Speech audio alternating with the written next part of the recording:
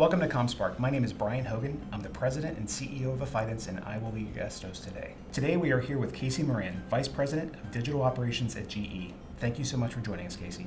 So thanks for joining us here today, Casey. Thanks, Brian. So as an IT leader in your company, how do you work with leadership in other functional areas to collaborate and help move the business forward with projects? You know, it's a great question. I think the role of IT has changed over time. And when I face into those questions or I face into a new opportunity, I really try to understand, is IT an enabler? Is it an order taker? Is it a supplier? Or is it a partner? And the more that IT becomes a partner, the better we are able to answer those questions. And so if I'm an enabler, or if I'm a supplier to that business partner, I have to work really hard to start helping them solve some of those easy to win problems. Right. Because that brings me a bigger seat at the table. Right, some credibility. Absolutely. And once you get that, then you can move from being I'm here taking your orders to I'm actually helping you set your strategy, because IT and what IT can bring to the table can change the game. Right. From a strategy perspective. And so, when I talk to staff about how we're solving customer problems, how we're solving a healthcare problem, I get them excited about finding breast cancer. Right. Because it's a common goal. I can get people to think about breast cancer. It's touched almost every person. I mean, it's hard to throw a stone and not be touched by breast cancer. Right. So if I can get the team excited about the next Pristina, which is the GE healthcare solution for finding breast cancer, I can walk back into the work that we do day in and day out for solving those business problems. So that's really my approach in terms of moving from a supplier to a partner to a strategist. Got it. And working with those different functional areas, whether it's engineering, whether it's finance, whether it's marketing, whatever they're trying to solve. Right. I want to understand their problems, make them our shared problems, and come up with a shared strategy. Got it. So you're understanding their needs, the business's needs, right? And Absolutely. At the same time, you're working with your team to get them excited about solving problems for that team. Absolutely. That's great. So what advice would you give to organizations that are facing a new set of regulatory compliance requirements? Yeah, so GDPR hit I think all companies hard a couple of years ago, and that was with advanced notification, right, of what it was coming and what that meant. When I think about solving some of those SOX compliance, ISO compliance, GDPR, what it takes is a really strong master data management strategy. So you have to crawl back into the bowels of your data and really understand, where does it come from?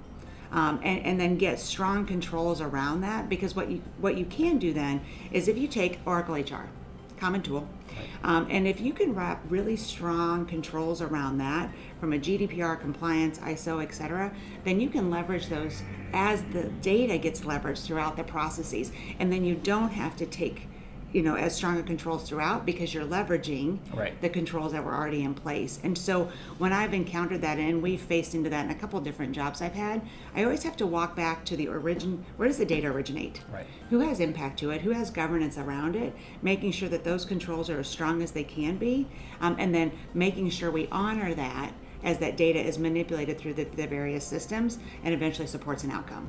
So as long as you've got that baseline set of requirements and standards and understanding of the data to begin with, you're in great shape.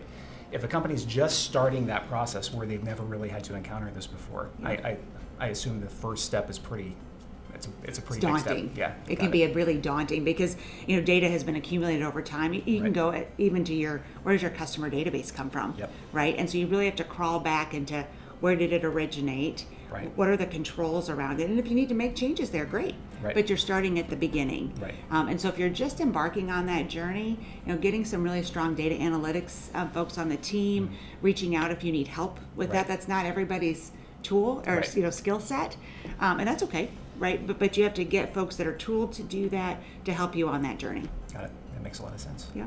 So Casey, social media and automation has really allowed organizations to alter the customer experience. So how have you seen organizations doing this?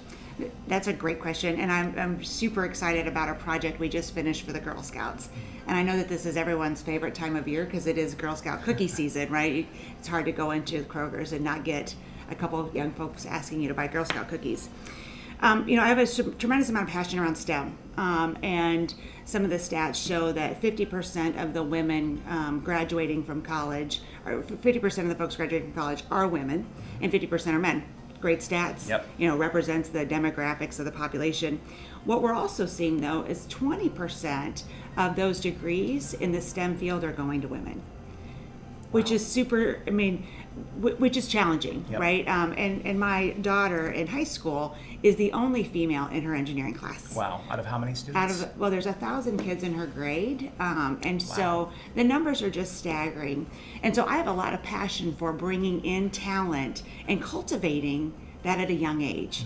And so we had an amazing event with GE Aviation and the Girl Scouts in Western Ohio. And we went on site at the GE Aviation location and did a balloon car. And Sharon Kroll and I wanted to take it farther.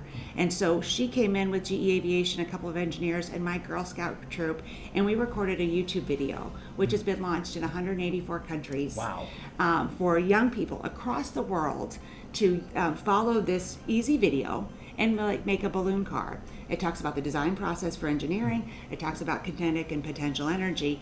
And the answers came from these young ladies, these little fourth graders who thought they were movie stars. Wow. They just love seeing themselves on social media, and they love knowing that they're making a difference for others.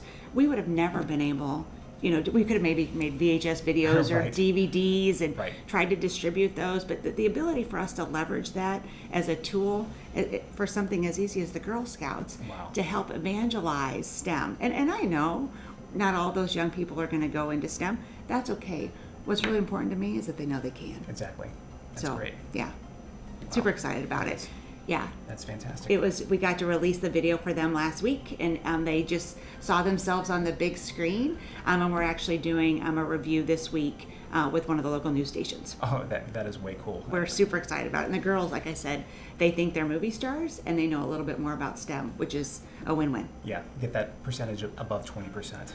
It'll take some time, but we can do it.